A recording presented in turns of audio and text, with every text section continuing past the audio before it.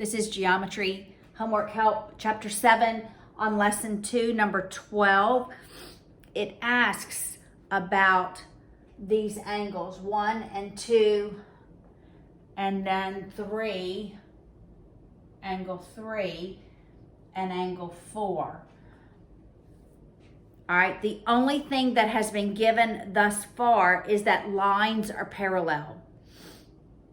So, because we've been given the lines are parallel, we're going to use that fact to answer the question why these two angles, those two sets of angles are equal, all right? So we have to use parallel lines because that's the previous statement. All right, so it would be, we're not going to use the fact of what we're trying to prove. And actually, you can't use the parallelogram because if I were using the fact of the parallelogram, it would be the entire angle, the opposite angles are equal, but this is not the entire angle, all right? So you have to go back and use the parallel lines. So these are alternate interior angles, and parallel lines do form alternate interior angles. So it wouldn't work to say that these two angles are equal because this isn't the entire angle, okay?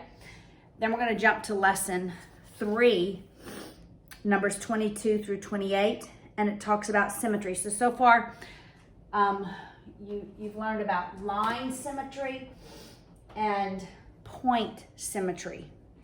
All right, so I have actually made an example. So this is a square. This is number 22. This is a square.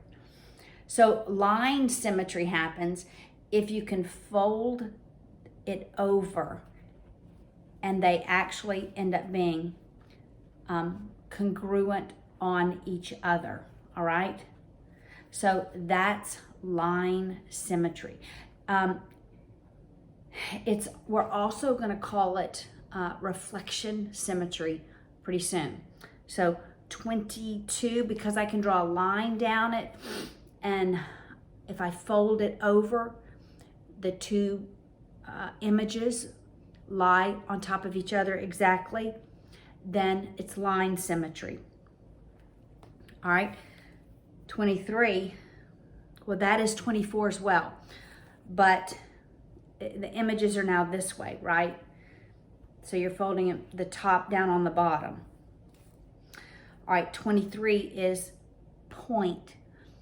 Point symmetry, we're going to eventually call rotation symmetry. All right, so if you see this square, right, this looks like a P. Well, if I rotate it about that point and move this one here, the P's here. All right, so it actually is rotation, our point symmetry, because you can rotate it 180 degrees about that point.